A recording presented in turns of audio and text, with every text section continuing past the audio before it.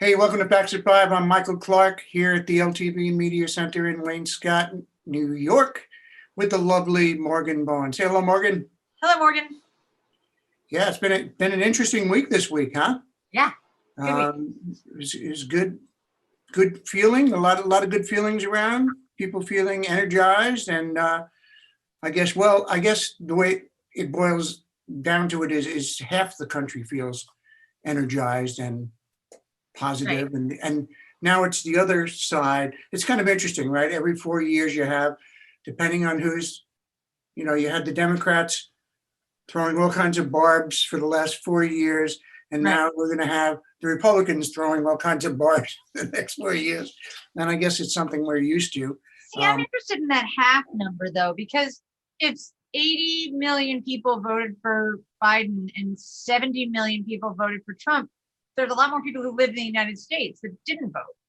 So I'm always thrown by this half, that half of the people who voted are like less than, obviously, 7 million, 8 million, 9 million less than voted for Biden. But it isn't quite half, I don't think. It's just interesting. And I get your point completely. And, it's too bad that we see this as such a team sport. I know. That you decide which team you're on and then you Right. decide those are the good guys. It's not how it is. It's not how life is, Right. in my opinion. And so it's very frustrating as a grown up to be watching this going like, it's not about, skins versus t-shirts. Yeah. I know. Or whatever. Or formal coats versus parkas. Right. It's just mittens versus gloves. I mean, I think that's one of the biggest takeaways from the inauguration is the fact that Bernie Sanders is controlling social media right now. I know. With everybody plugging him in on these memes, which are frankly hysterical. Well, wouldn't we all rather have, this is what the internet is for, as far as I'm concerned, right? Puppies, kittens, and Bernie's mittens. Very good. Everything else, they mess it up. Here, wait. All right. I'll show some of our favorites. So because you and I are such fans, here is Seinfeld. There he is. Right? Perfect. That's great. Here is, I really like this one. Blast from the Past. And yes, and he's about that age. He probably could have been there. Right, exactly. It's good. Let's see if there's another one. This is along the same lines as the Seinfeld one. I'm really showing my age, but I thought that was pretty funny. And then for you, I made a special one, which is us today. Here's Bernie with us. That's great. You got to love the mittens, though. I mean, you got to love them. Right? Well, I mean, it's so perfect. He's just exactly that guy, the grumpy guy in the, it's just, he's awesome. Yeah, he is. It's perfect meme. And I'm sure he's getting a pretty big kick out of it himself. I hope so. He's got a pretty good sense of humor. So, but on to other things. While all this is going on, we're not trying to make light of it and everything. COVID's raging on, right? And the vaccination process and all that kind of stuff. We'll talk about that. But according to Governor Cuomo's website, it said in the past 24 hours, New York administered 96,000 doses, and as of 11 a.m., New York's healthcare distribution sites have administered 93% of first doses received from the federal government. So therein lies the problem, right? That, okay, these things are finally getting underway, which I think we kind of knew that they would, when they got it kickstarted, they'd happen a little bit more quickly. But now there's not doses to give out.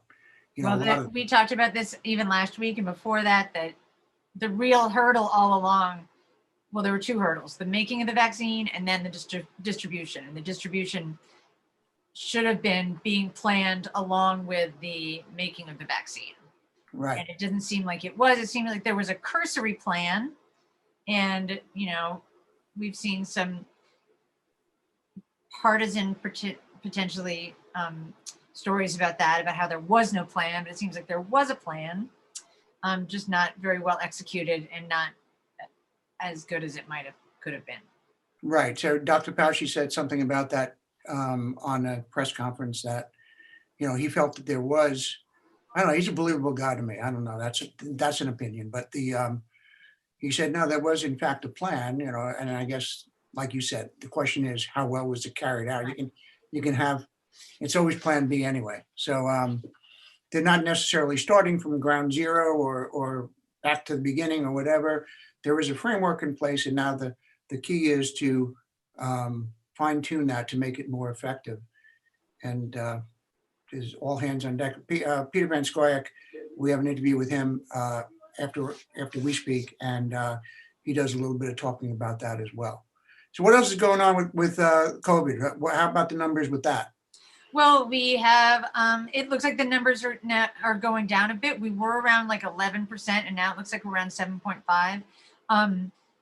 But it is really important that people not get complacent, because Biden said yesterday, and people are talking, more experts are talking about this, that this next month is going to be really rough, and we need to be, unfortunately, as awful and boring and tired as we all are of this. We need to hunker down for a little bit longer and try to wear our masks and do all the stuff that we need to do in order to get it under control so that we can get back to our lives.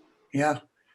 It's interesting what we were talking about before in terms of which side is going to be throwing the barbs after Biden announced that masks are mandatory on federal properties now, and then he gave a speech or kind of a rah-rah thing, and he was at the Lincoln Memorial and he wasn't wearing a mask, and it's it's federal property, and it was picked right up on Fox. They jumped right on that, and was he like separate from other people? And yeah, no, he was. He was wearing a mask with the inauguration. My point is that they're jumping on it, much in the same way that Democrats jumped on. And I know there's different degrees, obviously, but it's just turned completely around now and just coming from a different direction. Well, hopefully we can be part of that, because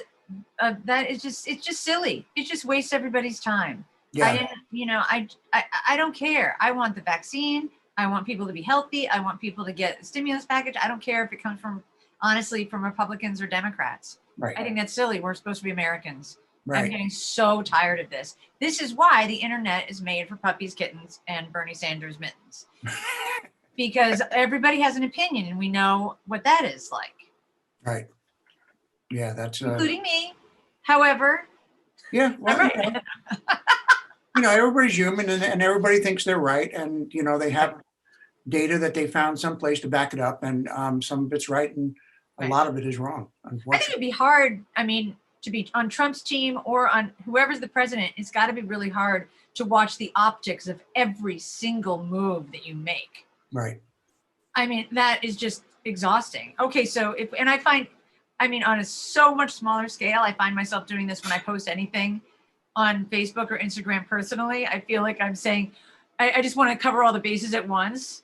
Right. Yeah. I want the vaccine, but not before anybody else gets it who really, really needs it, because I don't want to get the instant thing that's like, you shouldn't get the vaccine. You're only 51 and blah, I get it. But it's just, no, you're right. You're Puppies, right. kittens, Bernie's mittens. Yeah, no, you're right. And that's safe. I mean, I'm a football Dallas Cowboy fan. I have been since I've been a little kid. I don't know why. I don't know. I probably liked their uniforms, when I was a kid. Right. But you got to be real careful. It's the same thing. You got to be real careful about mentioning that in New York because of the Giant fans. Be real careful what you're posting, and right. So it's just different degrees of that. People. Well, speaking of that, the conspiracy theories that flew like wild, the QAnon theories, etc. I've read a couple of articles about how now, because the inauguration happened and Biden was inaugurated, they were all just sort of sitting there waiting for whatever was supposed to happen. It didn't happen. And some of them of these people are really depressed and really sad and really, they can't believe it. And I really feel sorry for them. And I feel that they were taken advantage of. And I think it's too bad. And I think this is the danger of the internet.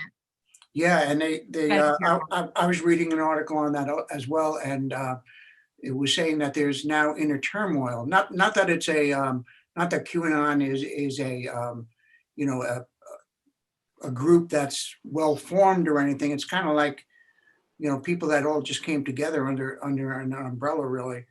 But it's like half and half. Half of them saying, wait, you know, we got to run through the plan, and then the other half is going, you know, we're realizing there is no plan. Right. And then what it said in this article was that the white supremacist group are now preying on the people that were in that group that are Right. being disillusioned, getting them to come on board because they are more formalized. They do have a structure to them, and unfortunately, in my opinion, and you know, they're grabbing those folks one at a time, and that's the way it works. It's the old bell curve, right? You got people that are sitting on the fence, and they're really not quite sure what to do, and they just pull them over one at a time. So we have to be real careful of that and aware of that, I think. It's really too bad. It's really too bad that people are, and you know, when you've been duped by somebody, it's so embarrassing, and you're so ashamed. And so I hope that anybody who was buying into any of these theories knows that they can say, I was mistaken. And I think reasonable people like you and me and our friends are going to be able to say, come on back. We want you. You know, anybody can be duped. Yeah. Maybe we're getting duped, do you think? I don't know. I read a lot of stuff on a lot of different places and a lot of different angles. I try to keep myself as informed as possible from every way that I can. Yeah, no, I kind of do the same thing. You know, I make it a point that if I'm watching CNN, that I make sure to watch Fox. I'm not talking about the Right. You know, the extremes on those stations, either one of them. But you know, and I notice even on CNN, they've really taken to really fluffing up Joe Biden. I mean, it's really There's a spin. Noticeable. There is a huge spin, and that's another reason why the best thing, and what, like with the Capitol riots, I know you did this too, is watching the accounts, right? Watching the video of what happened and what people were saying, because that can't be manipulated. And as you and I know from working in television and editing, I can make almost any good editor can do almost anything to any film, right? To sway it. You know, right now, if we were to play sad music underneath, you know, we could change this whole atmosphere of what people are viewing. And it's so important to see that. Anyway, we could also play happy music. Yeah. Well, there was a picture to that point. There was a picture I saw today of what President Biden was looking at when he was doing his inauguration speech. And it's quite unbelievable with the huge monitor in front of him, you know, with the teleprompter, which of course you realize they do. Right. And but you know, a big you know, scaffolding with all these cameras on it, like he could barely see the people that were out there unless he looked to the sides. It's really interesting to. And it's a talent to be able to talk to a camera, and I think it's one of the reasons that Trump was so good at it. Yeah. He was really good at it. You cannot deny that. Yeah, no. Really good at communicating with people. Yeah, no, and you know, people like that style. People like that. Okay, he's not your normal politician style. That's what they got off on. Like, yeah, he's a regular guy, and you know, it's debatable whether he was or whether he wasn't. But you know, he certainly came off that way. Right. And so you're right. So anything else today, Morgan? Nope. Let's just mask up and get through this. Yeah, we will. Got mine right here. And I see in the background you have your fancy one. Yeah, this is my dress mask. Yeah, this is Friday business casual mask. Yeah. Oh yeah. Yeah, I had them. I got so many masks. Everywhere I look is masks. Yeah. All in my car, the house is filled with them. It's a good thing. All right. Well, Morgan, have yourself a very nice weekend. Thank you, you too. And thank you, folks. Thanks for tuning in, and we'll see you next week. Same time. Stay tuned for Peter Van Scoyoc and I as we discuss COVID and a few other things. Take care. Bye.